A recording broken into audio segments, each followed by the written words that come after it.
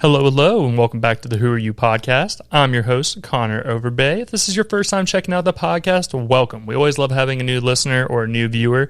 Make sure you guys give us a follow on all of our social media. It's going to be Instagram, TikTok, Twitter, Facebook, all the normal spots. It's going to be at Who Are You Pod on there. And if you guys haven't checked us out on YouTube yet, we are finally putting out videos. I know for a year or two there we were just doing the audio, but finally working on the video side of things. You guys can give us a follow on YouTube. It's going to be Who Are You podcast, and you guys will be able to find us on there. And today, we're sitting down with a very, very special guest, a gentleman I've been admiring for a while, man. I would say I've seen your work all on social media. I've seen you work with other podcasts, such as OG Sessions and everything. Today, I'm sitting down with Mr. Ryan Newhouser, right? I said your last name correctly? Yeah, you got that spot on, dude. Perfect. So before we get into the podcast, if you want to let everybody know where they can follow you on social media or anything you want to promote here in the beginning. Yeah, sure. So I predominantly play on Instagram. So if you really want to follow the day-to-day stuff, follow me on Instagram at Housa Creative. On Instagram, I just started a TikTok at Ride the Giant, and then I have a YouTube, same thing, Housa Creates. Check me out. Hell yeah, man. I'm going to have you bring that microphone just a little bit closer to you. There you go. Perfect. Just wanted to make sure. And it's nice to have another tall person on a podcast as well, which I enjoy as well. Like a lot of people see me sitting down, and then when I stand up and actually we do a picture after the podcast is over, everybody's like, oh, I don't know if I want to take this picture because I'm like 6'4". How tall are you? I think around 6'4". Yeah. So me and you were similar. 6'4"ish, yeah. Hell yeah, man. Were you tall from a young age? I was just, it took me until like college to grow into my gankly ass self. I feel that, man. I looked like a giraffe on roller skates for the longest time. Like I came into high school, I think I was like 6'3", and when I came in there as a freshman, and like teachers would give me shit, they're like, "You're not a freshman." I'm like, "Yes, I'm here." Did you do track at all or anything like that? I am what is known as slow, very, very slow. When it comes to running, I was not. My games or my sports that I played growing up was more like the basketball side of things, football. Okay, cool. Whenever I came into high school, I was like 230, 240 pounds, and I was just a heavier dude. And then pretty much around sophomore, junior year, I lost a bunch of weight and dropped down to like 170. Get the fuck out of here. Seriously? Yeah, man, I was a big boy. Crazy. I was a big boy back then and lost some weight and a little heavier now. You know, the marriage weight catches up to you after a while. Always does, yeah. But yeah, man, I was always a big dude, and kind of my trademark was just being tall, man. I was always known, you know, whenever I was going through school, there's a picture, it used to be on the Sandalwood High School walls and everything. You'd basically see a line of people, and then you see me, and then you see a line of people, but it was always just a thing. But I kind of grew into my body as I got older. You know, I pulled, like, whenever I was in middle school and high school, dude, I had so many problems with like pulling muscles and, you know, things just not working right just because my body didn't, you know, grow with everything I was trying to do with it. And now I'm kind of healthier on that side of things, thankfully. Yeah, man. So we're going to get into a little bit about your background first, and then obviously we'll talk about your art and everything else that you produce. And to be honest, I feel like we were just sitting here having a podcast before we even started the podcast, so I really enjoyed it. So to get to know a little bit about you, where are you originally from? I'm from Ocala, Florida. It's a small place right underneath Gainesville. And yeah, born and raised in Ocala, grew up there, and then I moved out to Jacksonville after high school. Hell yeah, man. And were you like 18, 19 when you moved out, or was it like right after high school? You're like, I'm out. Yeah, it was right after high school. You know, fucked around that summer, had a good time, partied my ass off, and just realized like I got to get out of here. And ended up applying to UNF, going to UNF, and then just grown from there. Hell yeah, swoop. Shannon went there and everything as well. What did you go to college for here in Jax? So when I initially started UNF, I thought I'd go for business because my father is an artist. So the last thing that I wanted to do was like go toward a creative career because I was trying to be like rational and like, you know, like what are you doing with creative? But at the time, graphic design was something. Mm-hmm. So I was kind of contemplating, and one summer going through like my first year and a half of business school, I was working for somebody who went to UF, which, you know, you would consider a really top-ranked school. He graduated for business, and we were cleaning windows together. And I was like, well, I guess you could do business and do anything. I might as well just do whatever I want. And decided to apply to the graphic design program, and that's really like all she wrote as far as becoming professionally kind of minded in the arts industry. Hell yeah, man. That's really cool. And it's cool that you went to school for it and for a passion that you could actually enjoy and, you know, want to actually do. And what year was that whenever you graduated college? So when I graduated college, I kind of bounced around in Jacksonville. So I was at UNF from 2005 until about 2010. Okay. Or not 2010, 2009. And then I switched to the Art Institute I felt like I was in college forever for a dang art degree. It was absolutely insane. Then I went to the Art Institute, paid a lot of money, you know what I mean, for this degree, which now I feel like it's absolutely crazy because with AI and everything that's coming out, it's like, it's just changing the industry so quick. So what does this degree even mean anymore? But at least that helped me establish myself. I had good relationships with everybody, my career counselors and stuff, so they helped place me in a really awesome job in a volleyball company. Really? Yeah, shout out to First Place Volleyball, Rocks Volleyball, where I started designing jerseys, and I really just kind of poured my creative energy into that. I also had like hands-on experience with print and vinyl cutter machines, so it kind of gave me this base experience of everything that was to move forward. That's awesome, man. And obviously I was talking about what I do for a job as well. I work in the car wrapping and vinyl wrapping industry and everything, so totally understand. And I watch these guys, you know, whether they're putting it on a car, or they're putting it on a wall, or the guys are, you know, plotting the vinyl in the back and everything. It's a crazy thing to see what people are able to do, and artists like yourself. I work directly with our designers in there, and watching these guys get like an idea of what these people want and then creating it and put their own artistic style on it, it's amazing. It really is amazing to see someone take a thought from their head, put it on something, and then create it. It's an amazing thing to see. Yeah, the whole game is just taking something and turning it in, or taking nothing and turning it into something. Yeah, it gets a little fickle though. Some customers are like, you know, they want these things and this, and I'm just like, I look at them, I'm like, I don't know how you're going to do this, but please, if you can, let's do this. And that's the unsung hidden skill. If you can master that and separate your emotions and your ego from your art with what a client asks, like I had an epiphany when I was getting a tattoo one time at Inksmith and Rogers on Atlantic Boulevard. I just had an epiphany that you have somebody who goes to this tattoo shop, and it doesn't matter if it's not your style, it doesn't matter if it's not your forte, it doesn't matter if it's not something that you want to create. The person's going to pay you to do it, and you better do it the best as possible because it's going to be on their skin forever. Exactly. So kind of the same concept with the logo. It's like this is going to potentially be their logo forever. So like do your best job for it. They're going to pay you their hard-earned money and then provide that value. So yeah, that just kind of gave me an understanding that you're a servant for the community is where I was going with that, where you separate your ego, you separate these things that you think that you're cool as an artist doing, and try to figure out what is best and develop some custom creative solutions, which became my starting point of doing my freelance solo career, is just providing really high-level custom creative for members of my community, whether it be a startup, an individual, or yeah, really whatever it is. Yeah, man. And from seeing what you do, dude, you put out amazing stuff. I remember, you know, you reached out to me a while back. You are too kind. No, man. The reason why, like everything you see here are local artists here in Jacksonville, like the custom shoes, and then this is a local artist named John Hawkins here in Jacksonville. And yeah, I recognize it. John's awesome, Super man. Cool. I love John, and he like first moved to Jacksonville. I reached out to him, and he came on the podcast, and I was the first one to get to him, and we've actually developed a friendship after this, and still talk to this day, back and forth. Had him on the podcast multiple times, and gone to art shows and everything, and really he has really made me take a step back and want to appreciate art than more like what I did originally. You know, I would sit there and think, I'm like, oh, you know, it's just putting things on canvas or just doing this or whatever, and it should be easy. And, you know, I've tried my hand at drawing or doing something like this, and it does not come out like this, you know, and obviously it takes time to build the craft and, you know, a passion for it. And it really makes me respect when people are putting something out there, whether it's themselves or doing it for a business, because it's hard work, man. You're really being like using your brain to create something that out of thin air.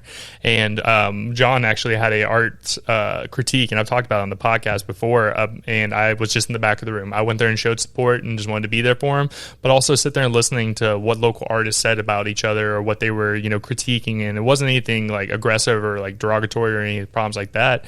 They were just like, hey, your painting makes me feel this way. How are you feeling when you were painting this or when you were drawing this? And it really made me take a step back. I'm like, wow, there's layers to this. There's a lot more layers than what I thought it was. And it's really interesting. I've really found a new respect for the art world as I've gotten to do this more with more people. For sure. And I do want to make one clear distinction as far as, I guess, in my own mind, I feel like I'm very separated from the art world as far as a professional creative. I feel like a lot of what I do is for a certain purpose, where like art, it can be for kind of like whatever, like you said, what you're feeling, or what you want to express. For me, it's kind of what the client wants to express. Very true. So for I'm super passionate, coming from a corporate background. I think that's what really differentiates me, if that's differentiates? Yeah. Differentiates me from a lot of other creatives is I have this corporate background where I was kind of drilled in, like, here's a project, here's an objective. What's the most efficient creative way that we can express and communicate this to a client? So the client always ends up being my focal point, where if I'm developing something, I have to know who the client is so that it's the best fit for them and my own creative expression of that. So it's not so much free form like an art piece that has an objective that hopefully is, driving results like ticket sales or follows on the social media, of course, or things like that. So, or even getting them into the business. Like you brought up the logo side of things. It's, you have to express something, whether what they're doing or what they're trying to provoke or what they're trying to do in that logo. And that's something I've gained a new respect for, because I had to sit there and think about that as well with the current job I'm in. And learn, like, say an HVAC company or a plumber, they don't want just their name on the side of it. They want you to create something that's going to be eye-catching and bring more attention to them. Or even now in today's world, QR codes. QR codes are a huge thing for people who, like, they can scan and go straight to your website. Comeback is real for QR codes. Yeah, because I remember they were big for a while. Like, I don't know if do you know the dot cards or anything like that? And then it just became like really super like kitschy. Like, people were putting them on buildings, and just like the technology wasn't there to support it, and neither was, I think, like the internet either. So now that I feel like a lot of things are kind of meeting as a head with this, like QR codes are making a very strong comeback. And one of the things that I've just been kind of delving into as far as QR codes, not to go off on a tangent, but you're good, because I'm so passionate about it. Because I had another conversation with another artist. I won't say his name, but he kind of proposed the question of, QR codes are cool, but what's like the next stage of it? Like, how can you engage somebody without them having to take their phone out, get the camera, scan it? How do you simplify that, like geofencing and things like that? So, I've even used ChatGPT to help me discover technologies that are out there and things like that, to build a roadmap to develop things like, let's just say you're at an event, you have a wristband that has a Bluetooth technology that's telling you where the VIP event is. It's even offering an augmented reality experience whenever you enter into VIP, like whatever it is.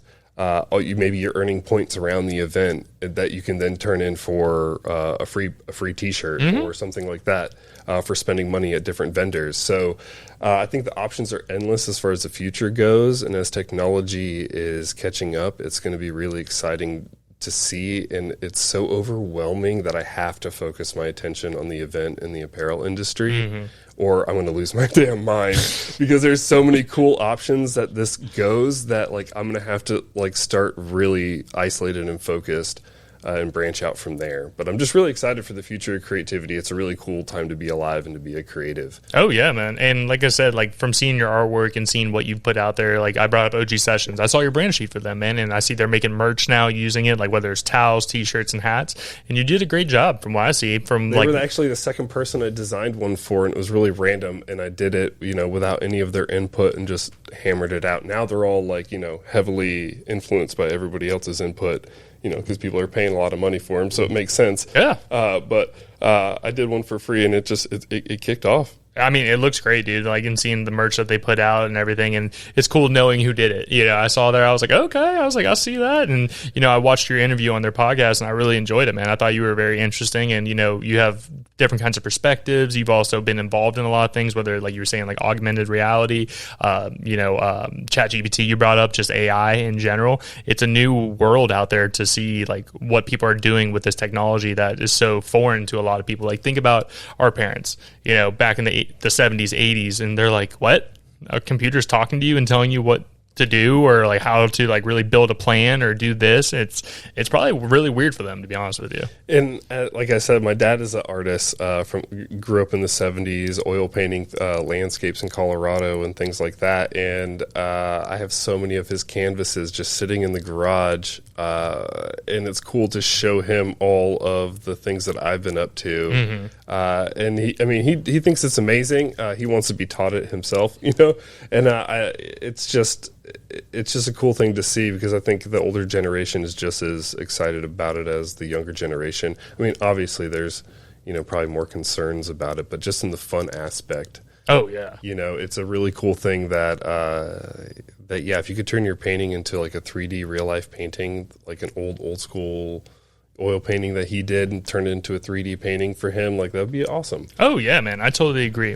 Sorry about that. So I just wanted to make sure it was actually pretty good, because I think I was just going off on a tangent into nothingness. So you're good, man. Good time to rip. You're all good, man. So no problem at all. So one thing I did really want to talk to you about was AI. Sure. Obviously, with what you're doing, how does that play a role in, creating these, like whether it's flash sheets or any of these logos? How does that kind of come into play with what you do? So I would like to say, for starters, I was one of the artists that was such a naysayer on AI, but I also did the same thing with NFTs. And if at the same time I would have just poured myself into NFTs, that I would have rode that wave up into something fun, potentially. So it really instilled inside me, anytime I feel like a direct adversity to a new technology that feels like it's infringing on my creative stomping grounds or whatever, it's a green flag for me to dive into it and to learn, and to kind of feel like this is a tool. And I know this has now kind of become like a cliche thing, but it is a tool to figure out how to use this in the best of your abilities in the workflows. And it became important to me to kind of identify this as something. So my foundation for how I use AI, I coined as ghost sketching. Okay. So ghost sketching for me is something that a bunch of musical artists and like literature giants have been using for years, where they have somebody, kind of ghost write or whatever their songs ghost produce. Yeah. So why not? Why can't you as a creative use AI as your ghost sketcher? So using that concept and prompt engineering is like becoming a big thing. Crafting prompts that correctly develop images that you can use as the foundational sketch items. Because I did find that just entering whatever prompt into AI, it was producing such like highly rendered images. It was kind of just turning me off from like moving forward with the creative process. And it was just kind of like, how much more can I do with this? Like, Understand. This is kind of cool. Let's just lay some text over it. But I wanted something that I could then take into Procreate, use as like a tracing platform, and then put my own flair onto it. Of course. Because of course, I mean, anybody who's used it knows that it's not there 100%. And to try to keep crafting prompts to give you the specific things, that's where the artist touch comes in. Where as long as you get this concept, because that's almost like half the battle for a lot of creatives. And I'll stop right here to kind of even mention, like, anybody who's freelance has gotten like a wild email request from somebody. Like, can you do this? Like, what is this? And then make it like this and this. You could literally copy and paste that wild ass email prompt, throw it into ChatGPT to help it craft it to a better prompt, and then throw it into Midjourney and have it develop a concept and then throw it at them. You can even use a reference image and throw it in Midjourney so that you can use that as a visual generator reference as it's generating these options for them. So you're not wasting hours as a creative bashing your head against the wall like, this is a crazy thing, how do I do this? Let me search hours for reference images. It's crafting an image for you based off of their crazy-ass email request. And does it make like vector art and everything? No. Okay, that's what I was wondering, because that's like the big thing now is like a lot of people don't understand what vector art is. And, correct. Vector art, for people who don't know, and obviously I know you do, it's something that it's a file format. So if you want to blow it up or you want to change it or anything like that, whether you're putting it on a shirt or putting it on a vehicle, it doesn't pixelize, Preach.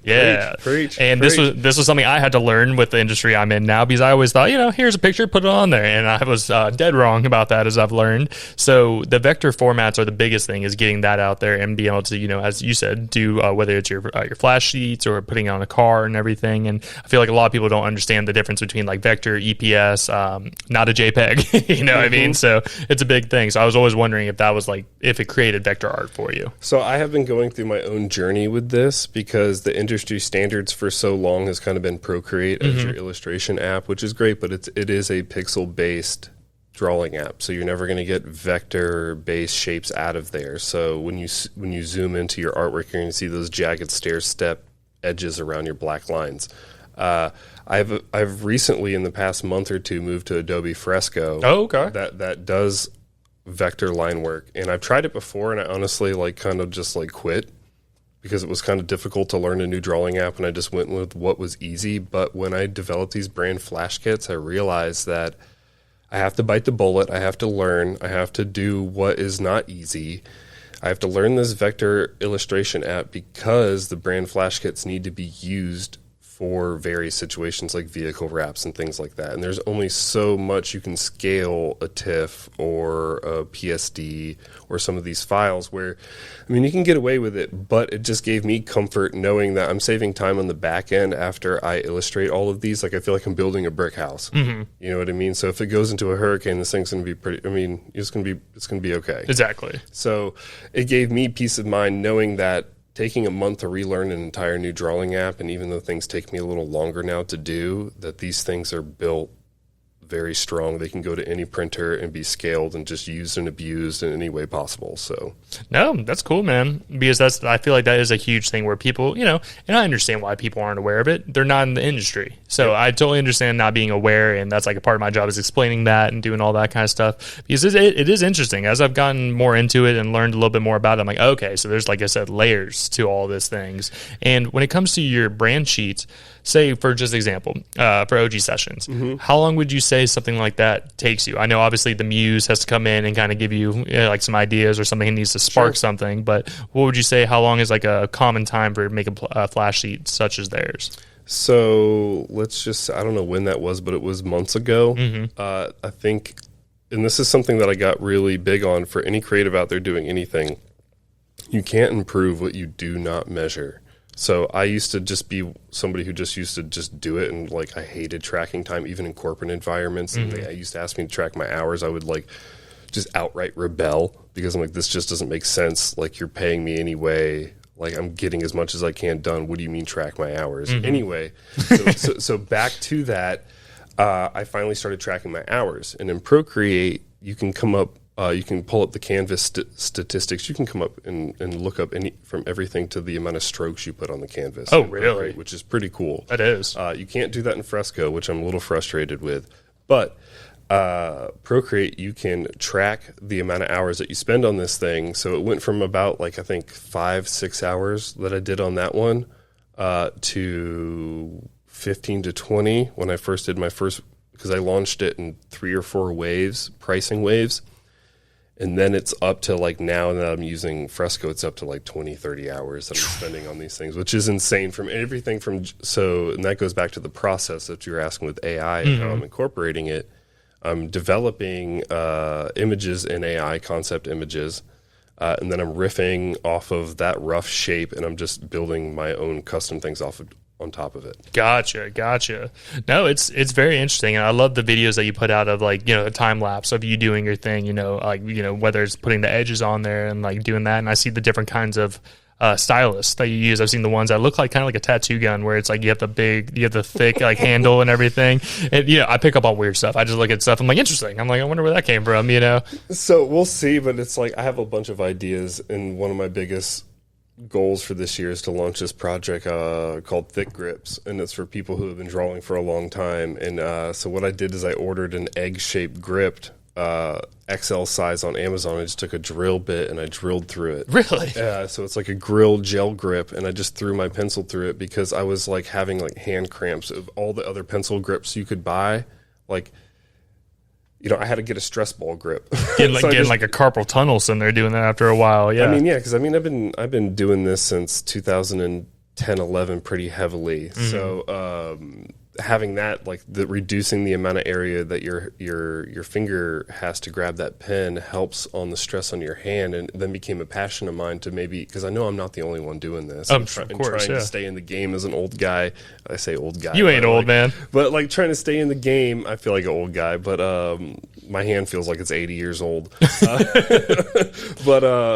But trying to just, it became a passion of mine, trying to figure out if I could come up with a grip that could help other people. So it started there, and I would love to develop it into something. It's just, I got 1,000 other things on my plate that are a little more, pressing. So I totally understand. It always takes a backseat, but that is a future goal of mine. No, I totally understand. I think it's very interesting because, that's something you don't think about. And those are usually the best inventions, are the things that you wouldn't think about. And you're like, actually, that makes a lot of sense. That would help me out a lot. Another thing I wanted to bring up with you as well is I've been following your challenge that you've been doing for the past, 28 days with the eggs? 30 days total. 30 days? Just wrapped it up, yeah. So tell me about that. How did that start, and what was it for? Kind of tell me a little bit about it. I loved how you were tossing them up in the air, and you'd be in like just in your backyard doing your thing. So where did the idea come from that, and what was that for? Sure, and I think a lot of creatives or anybody trying to kind of promote their business or personal brand can relate to this, especially if you have like a little bit of skill that you're trying to share with people, that you're not, you know what I mean? It's not just completely, you're not just doing random content. For me, I was so frustrated in trying to create the stereotypical art content that I felt like was expected of me, that I started getting to the point where it was just creating like just undue stress to me, and I wasn't creating any content. But at the same time, I had this big health push I was pushing on myself. So I'd already been working out and getting into a new workout routine. I had stopped drinking energy drinks, all of this stuff. I had just been like, big health push, and I just was like, well, eggs are like the source of life. Like if you just think about it, like they're all just like a little packet of life, just literally, yeah, right there. So I was like, let me just eat eggs. So I've been eating eggs 3 weeks previous to starting, and I just had this epiphany again, just walking my dogs. I was like, you are the content, dude. Stop stressing about things. Like just sit down and eat boiled eggs in your backyard and see if that gets more traction than 14 years of sharing your damn art on social media. And it did, although it didn't happen until like the 28th or the 30th day, the last day. But it was absolutely just a fun experiment. And it just, I found a new talent at catching damn eggs in my mouth. It ended up being a fun thing for my friends and I to do when we went out on the boat, or we went to the game, or like just going over to each other's house to hang out. Like it was just, it ended up just being a lot of fun. I think that's cool that you took another approach at it, because, I share that similar, idea when it comes to making content. I'm like, what do I need to do different? How do I get more traction and all this other stuff? And I've kind of gotten to the point over the years where I'm putting out what I want to put out. And that's the big thing. And put out what you're happy with. I understand trying to appease and trying to grow and get followers. Everybody wants to be Instagram famous with 1 million, followers so they can make money off that. And the way I look at it is I feel like if you're genuine, the people who want to follow your story will continue following you. And new people will follow you as time goes on. Like for the first year of this podcast, I think I had like 100 followers on Instagram. And now we're up to like close to like 600, and it's just taking time. It just takes time to build, and I'm proud of it. And I think it's cool when someone reaches out like, hey, I've seen your podcast and I would be interested in coming on. And it's someone I've been aware of for a while. I'm like, oh shit. And I'm like, they're listening. Someone's actually checking out the content. Or when someone reaches out and says, hey, I have a friend who I think would be perfect for you. And that's the kind of stuff that gets me excited. Or, when someone even stops me and says, hey, I've seen the podcast and I recognize you. I think that's kind of cool. Not sitting here saying I'm a celebrity in any way, shape, or form, but just to know I'm not putting it out into a void is the big thing. Just having some response back on the whole thing. That's exactly how I met Nick from OG Sessions. I was at Honey Island, which is an event that I helped design with my close friends. And he was sitting there across the stage, and I was just like, I was feeling good. I was like, I recognize him from a podcast. Let's go say hi. And then like 2 weeks later, he's like, I got an opening. Let's go on the podcast. So, hell yeah. So, I just love the community here. And like you said, like it is a cool feeling to just be able to connect in that way, because the social media is such a funny place. And I always say this to people who know me. You're going to be like, roll your eyes when I say this. But if you were to tell Leonardo da Vinci, back in the day, that he could just film him mixing his paints potentially and reach the entire world with what he's painting, do you think he'd say no and scoff at it? Like, no. He would totally do it. He would use it as a tool to share his artwork and his message or whatever he had as an artist. So that's the same kind of premise with that. Is, of course, like, just shaking it up, because I've been doing so many things that I thought were expected of me for so long that I thought it was so silly that if I could do it with eggs, it would just be silly, and then we'll see where we go from there. We'll just change it up and do something else. But yeah, the people love eggs. To be honest, I liked it. It caught my attention. If that tells you anything, I was like, what's he doing? I like I think I caught on like day 10 or something like that. I'm like, interesting. I'm like, this is a new one to go back and forth on, and it entertained me. If anything, I don't know if that does anything for you there, but yeah, always. I thought it was good. Yeah. No, it's cool, and the content game it's weird, man. And that's the thing, is everybody caught on to it pretty much at the same time. When COVID happened, everybody's like, oh, I should start a podcast. And I guess I followed a little bit after that. I waited till after COVID, and then I was like, you know what? I got something to say. Let me put some stuff out there, and then kind of figured out what I wanted to do with it. Because for a while there, I was like, do I just do a solo podcast? I'm like, I don't have that many words. I don't know what to do. And then what really got for me was I just wanted to get more involved in my community and meet some more people. I've met amazing people on here. We've done this is 135 episodes, Shannon. We've met. Congrats, man. That's awesome. Appreciate you, man. And the main thing I pride myself on is consistency. Yeah, is being consistent. We've only missed, in the 3 years that we've been doing this podcast, we've only missed one Monday, and that was the week we got married.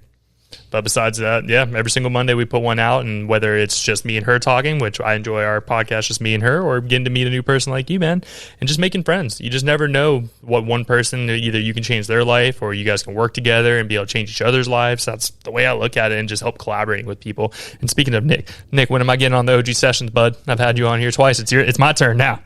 You gotta get the Connor on here, bro. Get the Connor on here. Well, season 2, I believe, is in full effect, so let's make that happen. Yeah, man. Let's go, Nick. Joey, come on now. I'm gonna clip that and send it to Nick. But no, and I love those guys, man. They're involved in the same podcasting network group that we're in and everything, and it's cool, man. The podcasting community is awesome. It really is cool to get out there and meet people who, like, tomorrow I'm getting interviewed on a podcast where it's about food. I'm like, cool, I love food. I can talk about stuff. I just think it's cool that our community is getting bigger here, and also just people working together in Jacksonville. I don't know how it was for you when you were younger and first moved to Jacksonville, but at least when I was younger, I felt like it was kind of everybody kind of kept their thing to themselves, and we're trying to collaborate. And I think that's the cool thing that's evolved over time, is people are wanting to work together more to help each other grow. And whether it's collaborating on Instagram or working together or doing podcasts together, it's really helped grow the whole space here in Jax. Because I mean the truth can't hide itself. The truth is, when you work together, and you just promote each other's stuff and cross collaborate, that's where real growth kind of starts to happen, because you're able to reach other like-minded people who would have never found you before. Which brings me back to one of the biggest takeaways from that egg challenge, which goes into this, is just sharing your friend's stuff. If you could just clip this and make a PSA right now, if you have a friend out there who's doing this, share this podcast, do whatever you need to do. Just share it in a message. You don't even have to share it on your story if you really are way too cool to do that. Just share it in a message, because what it does, I feel like it helps reach X amount of people. Yeah. And aren't we all just out there just trying to share our passions with people? So especially if you're a friend, it's just a simple thing. Just share it. Show them that you care, man. Yeah. That's my biggest thing. Anytime I have someone on the podcast and I see they put something new up, I try to put it on the story, man, because at the end of the day, it's not a real world out there. It's what you make of it. And, I'd much rather help promote people or, put a little bit more money out of other people's pockets and help them grow, man, because that's what the goal of this is. Oh, yeah. The podcast isn't about me. It's about the person who's sitting in that chair. And that's my favorite thing of doing, is getting to learn their stories and get involved in it and everything. So I did have some more questions about your life and growing up. And so you were talking about your dad being an artist, and you kind of pushed against the man on that side of things. What is your dad more like the painter, or was he into digital art like you were as well? How'd that kind of situation go? So he grew up in the era where digital art was maybe at its infancy, possibly. I can understand being a little bit older. But he was more in the oil painting mindset. Oh, really? He did so I moved out to Colorado for a while, and when I moved out there, I remember just being like, oh, this is what my dad's been painting my entire childhood. Interesting. This is pretty cool, because he used to do a bunch of Colorado landscapes, and they were just so beautiful, and I have so many in my garage. They're so amazing. It's beautiful out there. Oh, man. that was his thing. Big landscape painter, oil painting. Bob Ross. I'll never, like, my entire childhood was like fighting the remote with him to watch cartoons, and he was watching Bob Ross, and I remember watching Bob Ross and just getting hypnotized. This is a happy tree. Yeah, by Bob Ross, and being genuinely impressed by how quick he could do mountains, trees, deers, and I guess it made me realize like how I related to my dad, understood what he was doing, like all the oil painting and stuff. I just remember turpentine. My mom yelling about the smell of turpentine in the house because that's what he had to use to clean his oil paint brushes. And yeah, I mean, so that's just always been a part of my life. So I feel like when I went to college, I tried to do the sensible thing and move away from art as much as I could, because I just didn't think that was a path to success, and it ended up just can't get away from it, I guess. Hey, man, it turned out to be something that worked out for you, and that's awesome. What about your mom? What was she doing? So my mom's always done like really,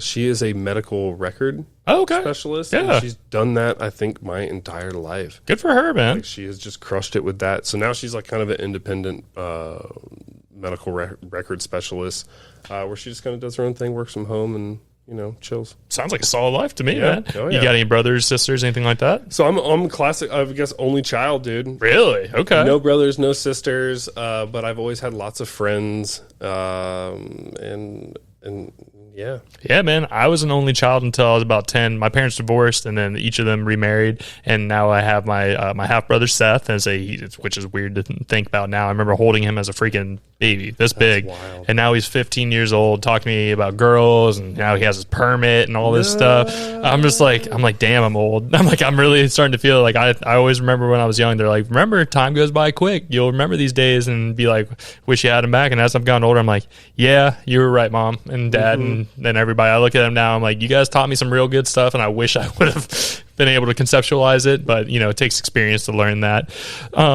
And you said you were married, you went through a divorce and everything. Do you have any children, anything like that? Not from the first marriage, but I would consider Keely my daughter. I've been with Megan since 2008, so a while. And Keely was 2 when I met her. Now That's awesome. She's about to turn 9. So, wow. So Keely is, I guess you call her my stepdaughter, but she's my daughter. Oh, yeah, man. Yeah. And I respect that as well, being a stepfather. I've talked about this on the pod before. I think it takes a very special person to do that, because there's some people who are like, that's not my kid. Why am I taking care of it? And then there's other people who step in and be that fatherly role that child needs. So I think that's really cool. And I feel uncomfortable with any kind of admiration or anything, because it really is like all Megan. Like, Megan's such a great mom. But I just feel like I was just, right situation, right time. It just seemed to be the right thing. I loved Megan so much that it just was, because I'll be honest, like the first time she wanted me to meet Keely, I was like, no, it's not ready yet. It's not time yet. Mm-hmm. Like, I think we need a little bit more. I want to make sure that like we are on the same page and everything. And then I just knew, like, when my heart opened up, it was over. I was like, oh my gosh, okay. Like, this is great, but it also at the same time took a long time. It wasn't just like magic and butterflies and rainbows. Oh, of course. Like, there was a lot of weird. We can open up with some real transparent feelings. Like, there was a lot of weird, like, primal feelings. I feel like I had to get over.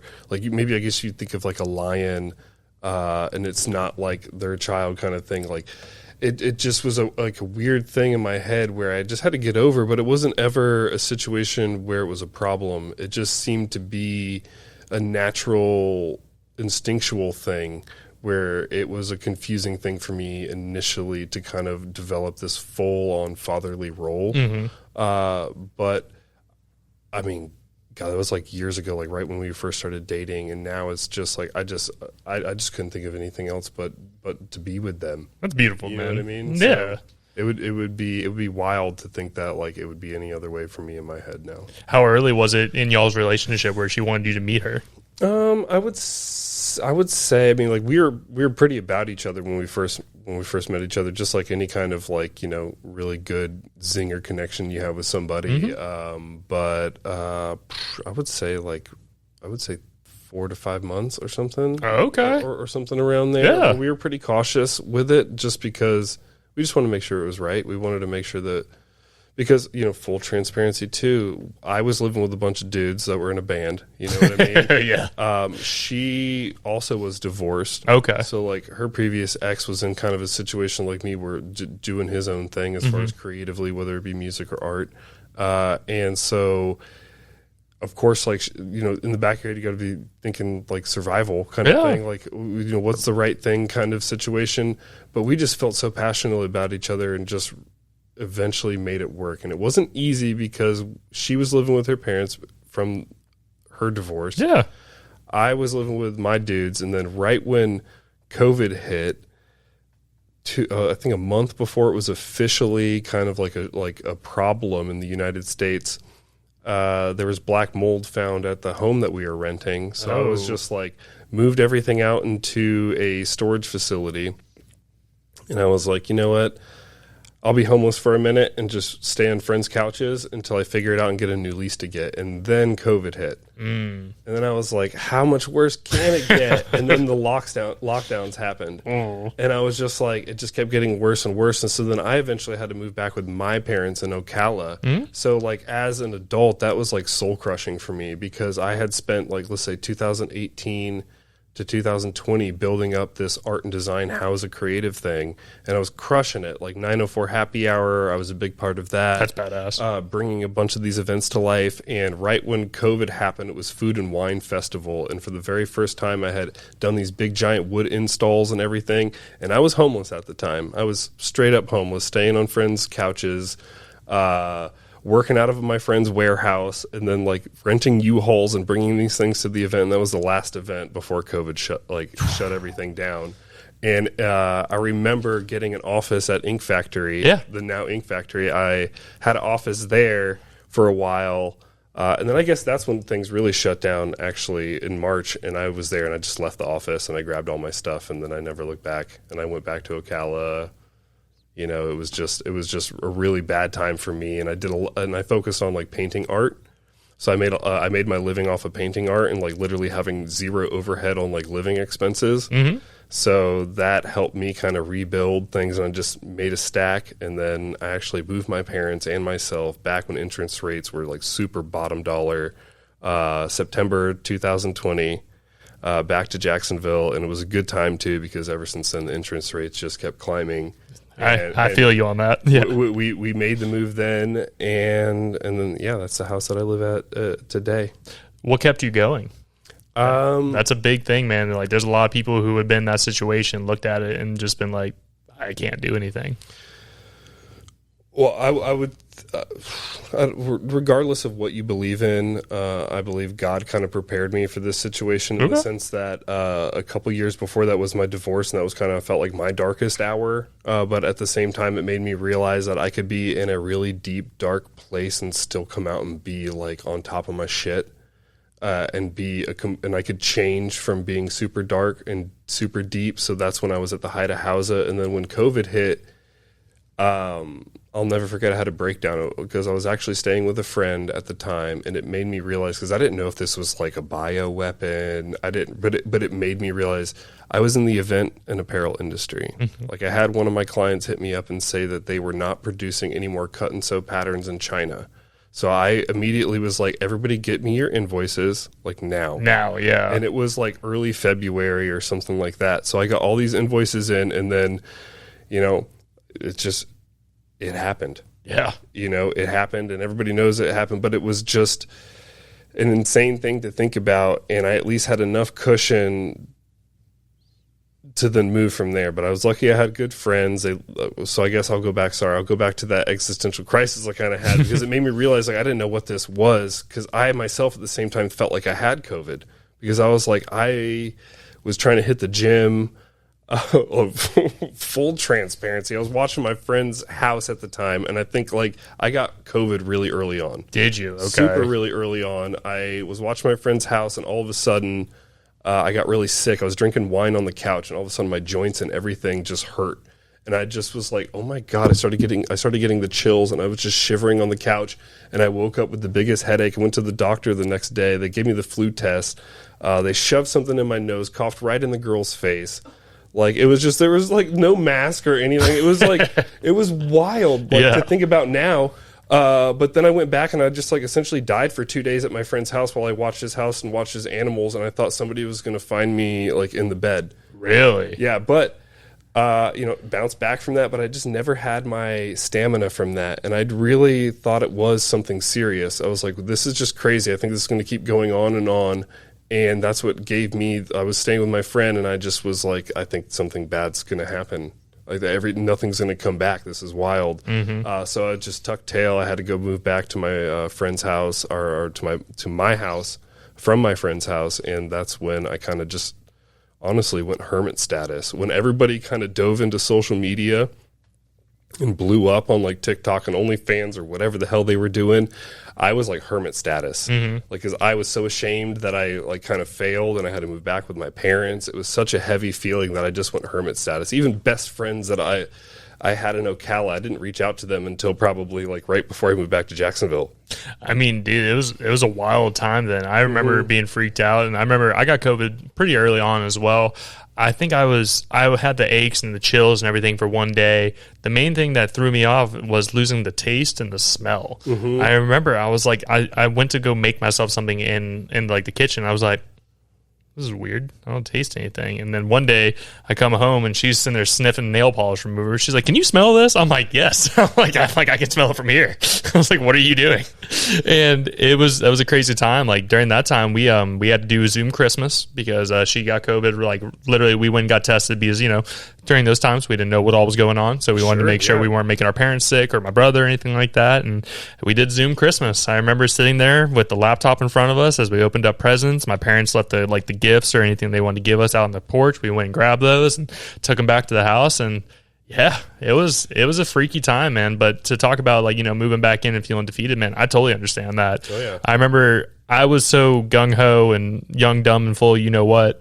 And I moved out at 18 years old, saved up enough money. I worked in restaurants for the longest time, worked at Five Guys, Burgers and Fries, and saved up about $5,000. And I was like, all right, I'm out. I turned 18. Shannon, we weren't even dating yet. We were friends. And she helped me move out of my parents' house. I went to get my first apartment and ended up having to break a lease. And I'm sure as you know, that costs money. Yeah, that's I've not had to do it before. It's not fun. It's not $100. It's thousands usually. So had to do that and move back in with my parents. And one of our sayings is we always figure it out.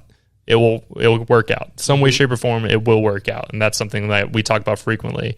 You were talking about like breakdowns, and last night, just to be 100% transparent, we were talking, and I've been really stressed with my job and having some issues and feeling real down about myself, and I had a breakdown last night, and we sat there and talked about it and worked it out. And that's where I'm lucky where I can be transparent with my partner because not everybody has that same situation, but it's rough, man. Life is hard, dude. Life is very, very hard. But that's where we come back to that saying is, there's been so many hard times where I'm like, I don't know how the fuck I'm going to make it out of this. And then you figure it out. It takes time. And if you're lucky enough to have a partner, that is a huge thing. Like if you have the right partner that can kind of help lift you up, because coming from the exact opposite of the situation I'm in now, like I was not uplifted. I was not reassured. I was not given any kind of like an ounce of or a little bit of wiggle room, and it was just eggshells. So stepping on eggshells, you just become a shadow of yourself. So peeling it back to that moment, like I'll never forget when we divorced. I was like, hey, it was Hurricane Irma, and I know hurricanes are a big topic right now. But Hurricane Irma, I was like, we gotta go back to your parents' house because the storm's coming, and you're gonna stay there, and I'm gonna go back, and we're gonna have a 2-week pause to see if this can work out, and see if like we're better off like separated.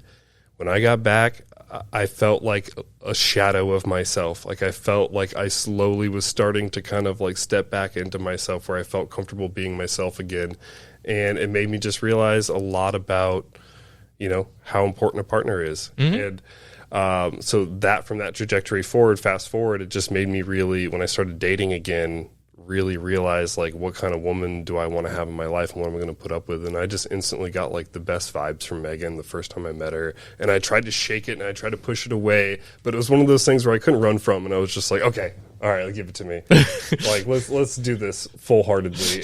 And I'm so glad I did, because we're still together and we're crushing it. I love her. Hell yeah, man. And that's how it should be. Like a relationship obviously does take some work. There's always going to be work in the relationship, 100%, yeah. but it should feel natural. And like I went through a similar situation being young and dumb, and I dated a girl all throughout high school, thought we were going to get married, but it was the same situation where I walked on eggshells. Every week there was a fight. Every day I did something wrong. Every day there was something new that I did that, you know, pissed them off or whatever it was.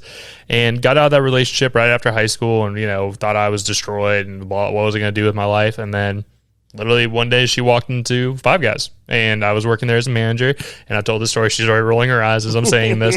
She came in here to talk to another dude. She was talking to one of the managers I worked with at the time, and I was like, you know, whatever. Like I didn't care. She walked in. I was like, hey, how you doing? She was wearing a red dress. I remember her coming in from like church or something like that. And me being my extrovert self, I was like, hey, how you doing? I wasn't flirting, nothing weird. I was just like, hey, how you doing? Can I help you with anything? She told me who she was looking for. She asked me for the most random shit. I was like, can I grab you something? She's like, can you give me some like green peppers? I was like, I looked at it, I was like, okay. Green peppers? Yeah, literally like raw cut green peppers. I was like, sure. I was like, I can do that for you. And then what ended up happening is I left that store, ended up she worked at Five Guys as well. I took over the Town Center store as a manager over there. And we were really good friends, man, and just hung out almost every day. And then, you know, some things turned into another and started dating. And 1 month into us dating, she moved in, and 9 years later, man, we're married and talk about kids and shit. It's kind of crazy, but it shows you what, you know, a good partner, it should feel easy. You know, it's not all, it should be, you know, I'm trying to think of the best way to, you know, articulate this. It's just, I can't even describe it. It's just perfect. You know, that's the way I look at it. And really to cut through the mustard, it really has to deal with like narcissism, man. And I know it's like such a hot topic word that like is floating around these days, but I'll never forget being so frustrated with where I was at in my previous relationship in Colorado. And I think I just hit Google and I was like, why is my wife always mad at me? and it gave me like a list of like 20 things of like emotional abuse. Yeah. And I was like, holy what? I've never heard of emotional abuse, but like 19 of these things sound familiar. This is making sense, yeah. Yeah, and I was like, oh man, okay, she's not special. No matter how much I love her, this is somebody who is exhibiting a certain kind of level of narcissism, which I do believe everybody has a level of narcissism. Of course. Don't get me wrong. We all do. Nobody's pure clean to this shit. It's just human nature. But some people are toxic levels. Yes. And you have to realize that person is not special. That person is not going to help you out and to get to your further goals. And it's best to start acting like a cold gray rock.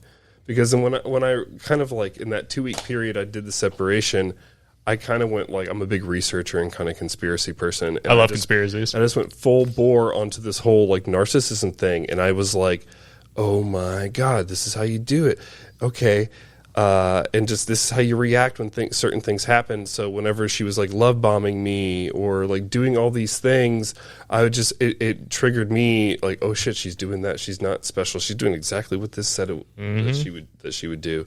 And the funny thing is like she's the one who wanted to read a love language book to get back together, and it taught me like how to deal with people, friends, work, clients, relationships. It just taught me how to have healthier boundaries from then on there. And it just happened to result in us divorcing, which was a great thing in my life because it just helped me come back into myself, build Housa Creative, do what I'm doing now. And I'm with a great partner, which even if I've been at my lowest, she's picked me up and kind of helped me believe back in myself. So. Hell yeah, man. That's what you need, dude. You know, us as guys, I talk about this too frequently, is it's just being the dude. We put so much pressure on ourselves, whether it's, you know, to be successful in business or, you know, also be a parent, which obviously I don't have that pressure on me, but, you know, you're raising a small person. You want them to be the best person that they can be and give them everything that they need and help them grow to, you know, achieve their dreams.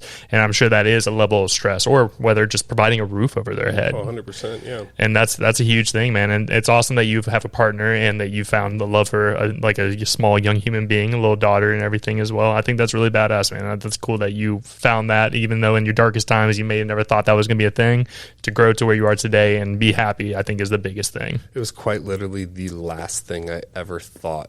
It was like the biggest red flag for me with a woman is like not to date a woman with a child. And it just so happens that just it ended up making me like the happiest person ever. So No, it cuts deep, man. it's just so crazy. Because it makes me think of my life, dude. You know, like I'm very lucky where my dad has always been involved in my life. Great person, love him to death. And it was just my parents, they just couldn't be in a room together for the longest time. You know, divorce, it's tough. Everybody's mad. You think they did wrong. They think you did something wrong, whatever it is, and just couldn't come to it.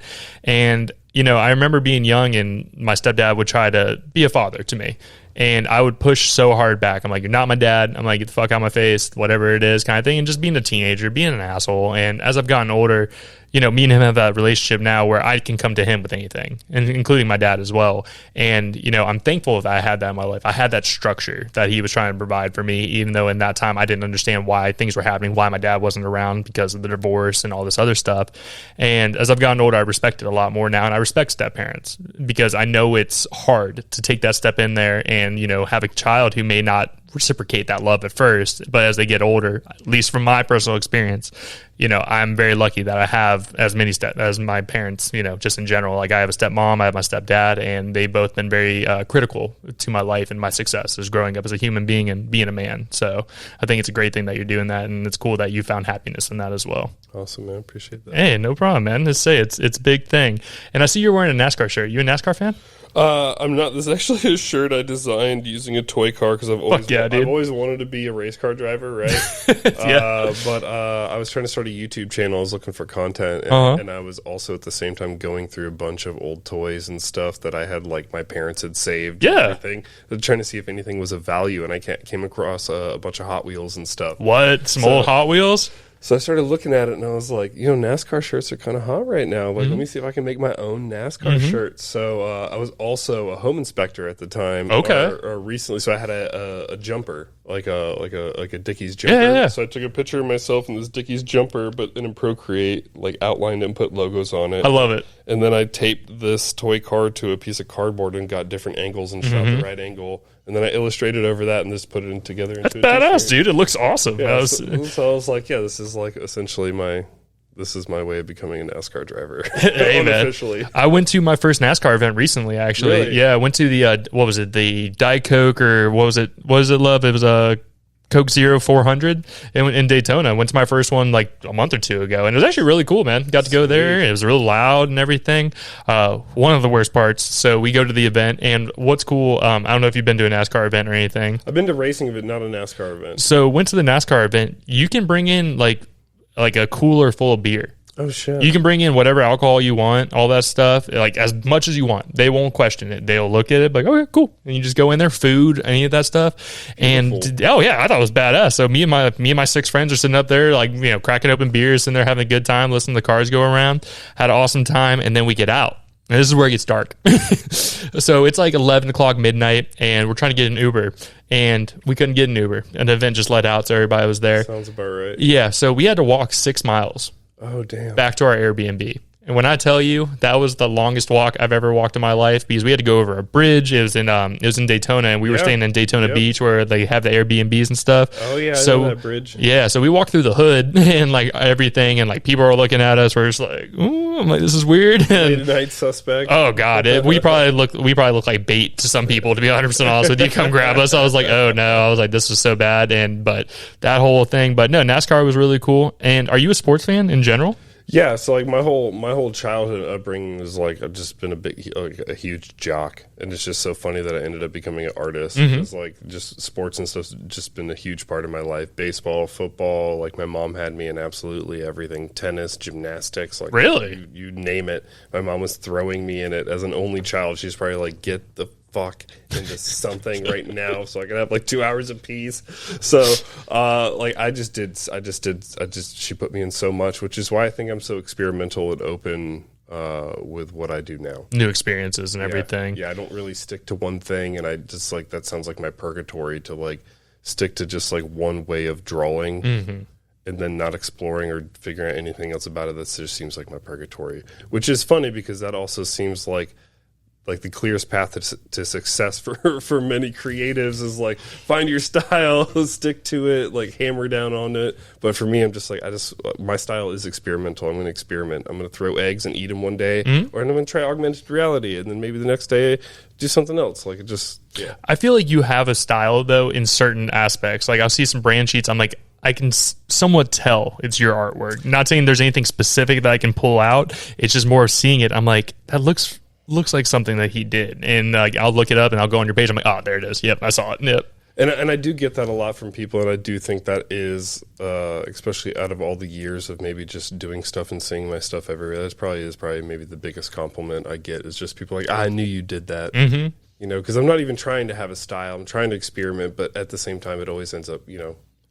It's different though. That's the thing. It's like I can't put my finger on it exactly what makes me think it's you, but I've just seen it and I'm like that looks like something he would do. And then I would go on your page and kind of find that stuff. And I found it interesting, man. It's cool that you're able to put so much out there, and working with 904 Happy Hour. That's huge. That's a really big thing. Yeah, they do a lot of awesome events and have been like they've been like the leader of doing some really amazing events in this community. So hopefully we can keep doing it. Yeah, man. There's some more people coming up. I don't know if you know or aware about Wind Down Wednesday. You ever heard of them or anything? No, but I have heard of a lot of awesome, like event companies coming up and doing some stuff. There was just the ship party. I don't know if it's the correct thing, the exact name, but there's a bunch of things happening.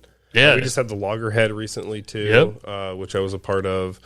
It was just awesome community for events, and just Oktoberfest is coming up soon too, which I'm sure will be a big thing. I'll be out there. I'll be a vendor, so if you come out there, come find me. Hell yeah, man! I'll have some stickers for you. Hell yeah, man! Trying to get out there a little bit more, so get more involved in the community and just show face, man. I like going out there and just meeting more people, shake hands, network. Your network is your net worth in a lot of ways. Yeah, we got the hip abduction and the gym class heroes coming out as like the big headliner. Hell yeah, man! So I think that'd be cool. So I got two more questions for you for the podcast. So I wanted to get into the augmented reality side of things.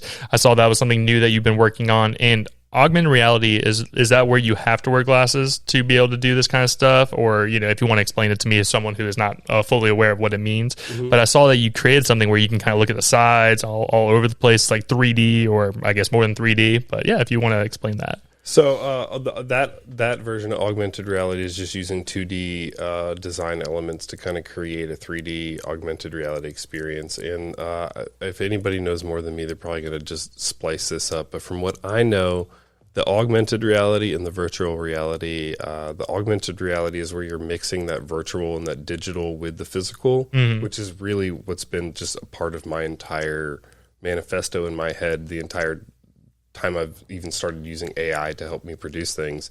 And then you have like your virtual reality where you're completely immersed, where you got like the headset on.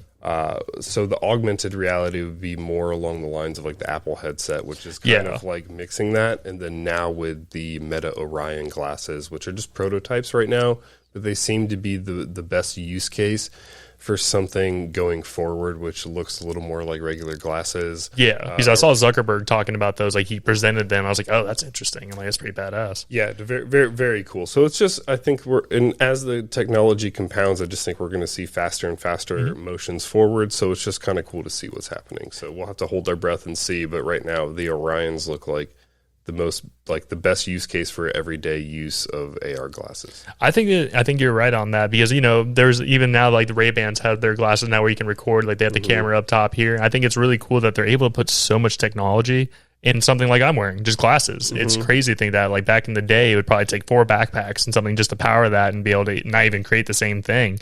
And it's cool to see that we're getting into that world. It is a little weird though, like with like the metaverse, people escaping into a whole new, and I guess I play video games, so I guess I do that pretty frequently as well, but to fully be immersed and, go say, for example, sit at a poker table and you look to your right and there's what would you call it, avatar sitting right next to you, and you're sitting there playing cards and doing all this stuff and able to talk to them, change the facial expressions on them.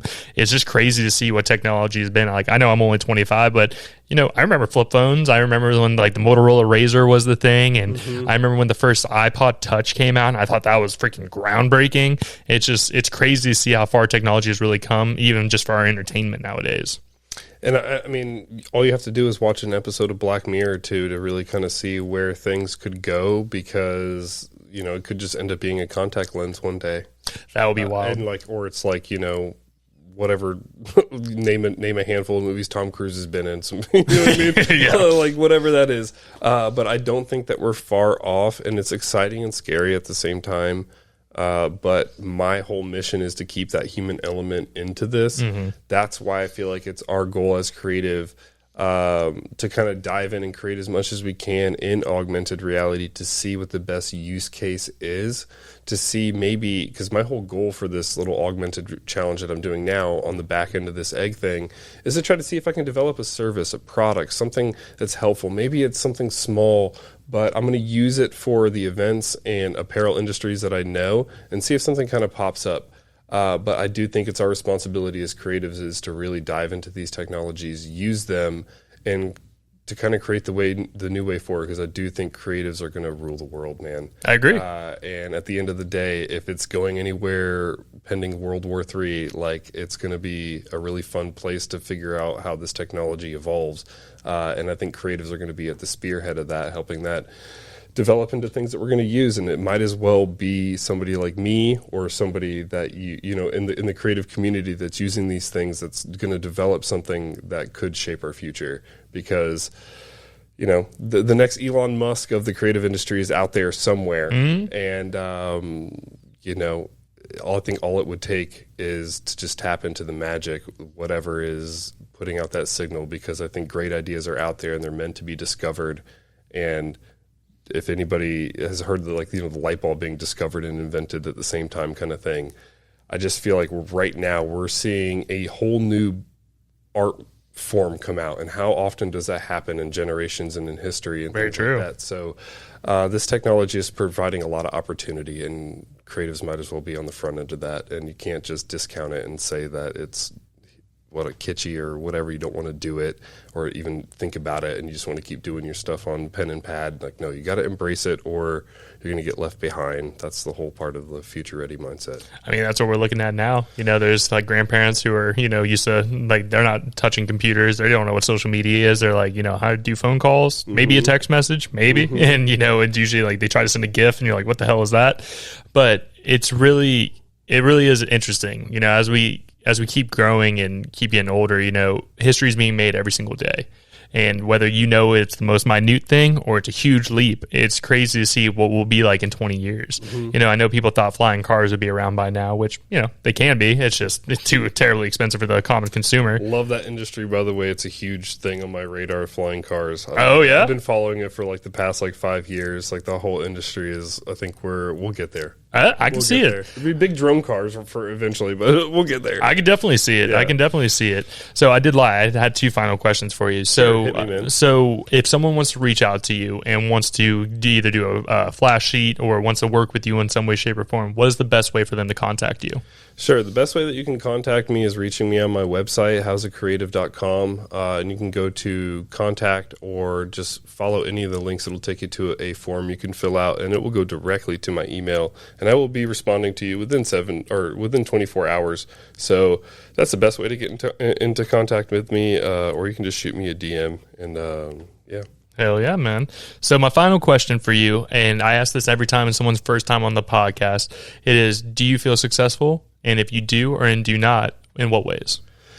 I do and I don't. So I feel successful in the sense that, like, I'm a self-made man in the sense that I've literally created something from nothing. I have gone from sitting at the desk of my very last employer and him telling me I was let go, to going on a road trip for a couple months with my friend, to figuring it out, trimming weed out west, and then coming back and just figuring it out from there. So I think that is where I feel like I'm successful, because I literally went from absolute depression, divorce, absolute bottom, not knowing what the hell I was going to do, but did not want to go back into the 9-to-5 graphic design job. And I just stuck my claim and I created something. And I will thank Nico from our team and Charles from 904 Happy Hour from helping me get started here in Jacksonville doing that. But I guess I don't feel successful, because I guess, like anybody who really has big hopes and dreams, like, it's just never done.